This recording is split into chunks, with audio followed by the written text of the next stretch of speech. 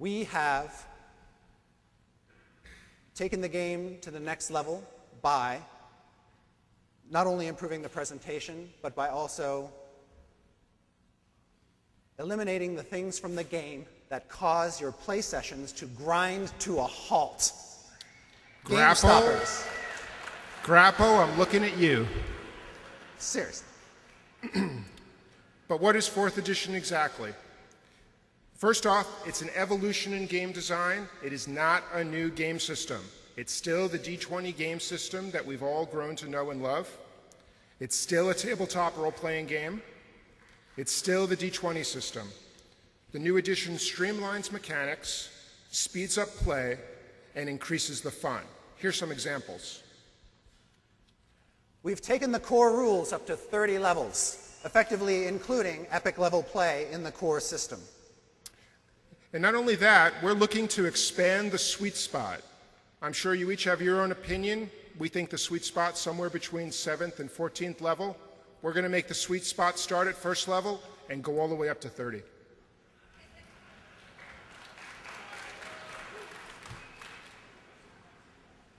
We're making the game easier to DM, so the DM doesn't have to be a huge rules expert to feel like he or she can pull off a game, by giving them the tools they need, by getting rid of the things that cause DMs grief because it takes too long to do in this very busy world we all live in.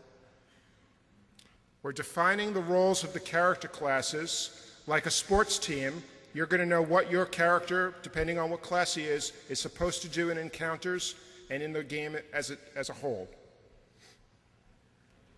Go ahead. The cleric is still an important part of the sports team, by the way. You've got to have him along. We are introducing new power sources, which is, as you'll discover over the course of this weekend and in discussions with us beyond, is a way to make sure that every character has tons and tons of cool things to do and variety of things to do. Much like wizards and clerics have a lot of options, so too will the other classes. You may have seen glimpses of this in such projects as the Book of Night Swords. Thank you.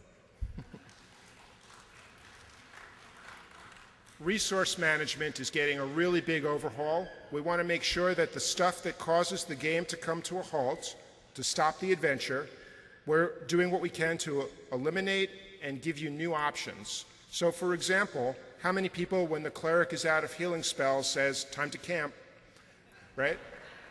We're going to fix that. The fun doesn't end when the wizard runs out of spells either. That's true. We want to make sure that the game keeps going, and it's a choice, and a meaningful choice, as to when you stop play for a session. We're taking a look at how encounters are built and doing some different things, one of which is to create encounters that allow every character in the party to shine, combining monsters in unique ways, making sure that the system has monsters at every level that challenge the party in new and interesting ways. In addition, much like character roles are being redefined, monster roles are being redefined so that the DM can find the right monsters for the job and pair them off together in interesting ways at all levels of play.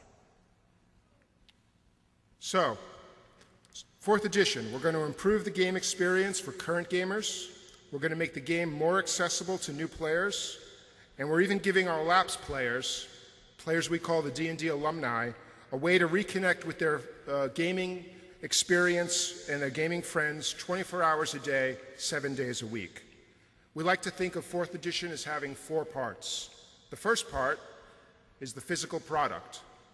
That's the stuff that we love to do. Core rule books, adventures, supplements, dungeon tiles. What am I missing? Miniatures. Miniatures. Yes, thank you. All the stuff that you know that we produce is still going to be produced for 4th edition. The second part is organized play. It's got familiar elements and new elements. It's got living campaigns. It's got the convention play. It's got special events like D&D Game Day, which happens in the fall. On top of that, we are looking to connect players and DMs in ways that haven't been done with any edition previously. On top of all that, Organized play, as it is redefined under 4th edition, means giving you rewards for playing D&D wherever you play and whenever you play. The third part is community. How many of you have heard about GleeMax? GleeMax.com is building a suite of social networking tools, and we're taking full advantage of those. We're going to give you ways to communicate with each other, to communicate with us here at Wizards of the Coast, to express yourself, to organize your characters and your campaigns, and to share your ideas and experiences in ways that have never been available to you before. The fourth part is a system, of digital offerings, which we're calling Dungeons and Dragons Insider. Don't break the speaker. Yes. And what it is a collection of online tools to help DMs. It is character creation applications.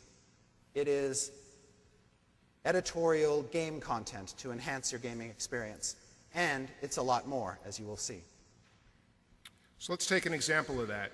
Imagine that the Monster Manual here is the first disc in your 2-disc DVD set. It's the movie.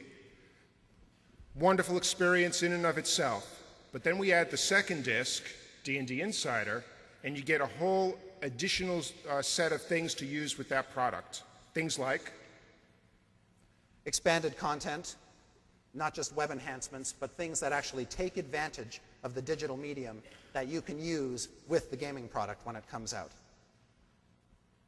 Behind the scenes glimpses at how the project came together, along with what we call designer commentaries, but essentially a chance to see what was going through the designers' heads, podcasts, other stuff like that.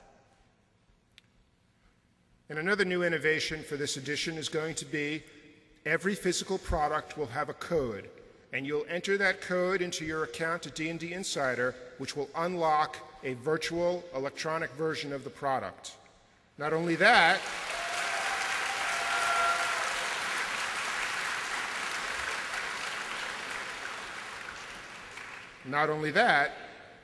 it will populate the databases on D&D Insider to add all kinds of new functionality to the suite of tools that are there. So imagine a subscription-based site that offers all of these things, one of which is fantastic editorial content. We have taken Dragon Magazine and Dungeon Magazine into the online universe. We are going to fill it with more content than we could have given you in any other format, and also make it adaptable to the new experience that we're defining for 4th edition. We're going to collect those issues. We're going to collect, let me restart that. Every 3 days, or 3 times a week, you will get new articles that are from Dungeon and Dragon Online. And then we're going to collect it into digital issues at the end of each month. Thank you. We're also providing tools that will make the DM's job easier, as we mentioned earlier, encounter builders, dungeon builders, monster databases, and as the rules expand, these tools will be updated as well.